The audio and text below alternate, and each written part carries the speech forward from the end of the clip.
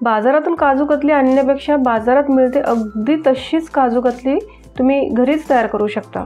नमस्कार, मी सरोज, मराठी फूड कल्चरमध्ये आपल्या सर्वांचे खूप खूप स्वागत आहे। काजू कतली बनवण्यासाठी इथे मी घेतले 2 कप काजू, अख्खा काजू घेतला आहे मी। या 2 कप काजूची आपण मिक्सरमधून बारीक पावडर करून घेऊ। काजू मिक्सरमधून काढताना एक गोष्ट लक्षात घ्यायची आहे की मिक्सर कंटिन्यू न चालवता ऑन ऑफ करत मिक्स करत काजूची पावडर करायची आहे। तर आता आपल्याला ही काजूची पावडर एका चाळणीने चाळून घ्यायची आहे। तसं आपण ह्या पावडरने पण बर्फी बनवू शकतो, तशी फाईन पावडर केली आहे, पण तरीही चाळून घेऊ म्हणजे काजू कतलीचं टेक्स्चर छान स्मूथ येतं आणि काजूचे जर तुकडे राहिले असतील तर तेही निघून जातात। तुम्ही बघू शकता आता काजूची पावडर चाळून झालेली आहे। एवढी जाडसर पावडर राहिली होती ती बाजूला काढून घेऊ। काजू कतलीसाठी लागणारी पावडर रेडी आहे। आता बघू पुढची प्रोसेस। एका पॅनमध्ये 1 वाटी पाणी टाकून घेते साखरेच्या पाकसाठी।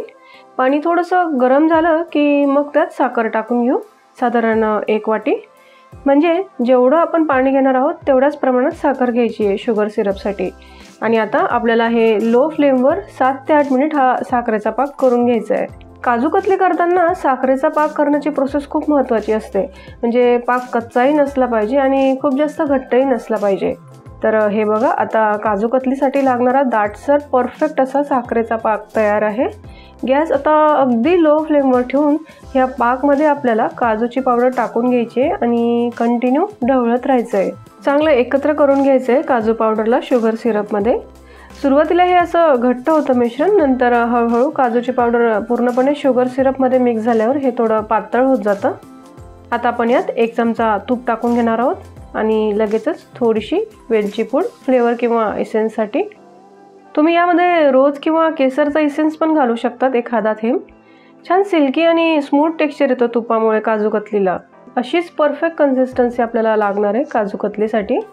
आता काय करायचं आहे, हे मिश्रण एक 5 मिनिट थंड करून एका बटर पेपरवर काढून घ्यायचं आहे आणि मग स्पॅच्युलाच्या सहाय्याने हे मिश्रण आपल्याला परत थंड करून घ्यायचं आहे। साधारण 15 ते 20 मिनिट लागतात हे मिश्रण पूर्ण घट्ट होण्यासाठी। नंतर बटर पेपरने ह्या मिश्रणाला फोल्ड करत प्रेस करत हा गोळा सॉफ्ट करून घ्यायचा आहे। हे बघा, छान सॉफ्ट झालेला आहे गोळा आणि हातालाही अजिबात चिटकत नाही आहे। आता नेक्स्ट प्रोसेस, बटर पेपर घेऊन त्यावर थोडंसं तूप पसरवून घेऊ स्पॅच्युलाने, जेणेकरून काजू पावडरचं मिश्रण पेपरला चिटकणार नाही आणि हातावर अशा पद्धतीने मळून सॉफ्ट करून घ्यायचा आहे गोळा। त्यानंतर तूप लावलेल्या बटर पेपरवर गोळा ठेवून त्याला हाताने हळूच प्रेस करून घ्यायचं आहे अशा पद्धतीने आणि मग वरून परत बटर पेपर ठेवून हलक्या हाताने सगळ्या बाजूने लाटून घ्यायचं आहे। अगदी सहज हे आपण लाटू शकतोय। आता बटर पेपर काढून घ्यायचा आहे। यावर आपण हे सिल्वर वर्क लावून घेणार आहोत। हे बघा, मी लावून दाखवते। आता हे सिल्वर वर्क मिळतं कुठे, तर कुठल्याही स्वीट मार्टला किंवा मार्केटमध्ये हे सिल्वर वर्क मिळू शकतं। तसं इझिली मिळत नाही बरं का, पण शाही बर्फी आहे तर सिल्वर वर्क तर लावलंच पाहिजे। मस्त सिल्वर वर्क आपलं लावून झालं आहे सगळीकडे। आता काजू कतली डायमंड शेपमध्ये कट करून घेऊ। काजू कतली परफेक्ट शेपमध्ये येण्यासाठी पट्टीच्या सहाय्याने कट करायची, म्हणजे एकाच आकारात होतात काजू कतली। तर डायमंड शेपमध्ये आपली काजू कतली कट करून झालेली आहे। मी तुम्हाला काढून दाखवते। हे बघा, किती मस्त दिसते आपली काजू कतली।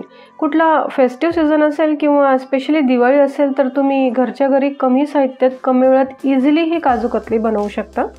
अशाच फेस्टिव्ह रेसिपी बघायच्या असतील तर लेफ्ट व्हिडिओला क्लिक करा आणि इतर रेसिपीजसाठी राईट व्हिडिओला क्लिक करा। व्हिडिओला लाईक करून चॅनलला नक्की सबस्क्राईब करा।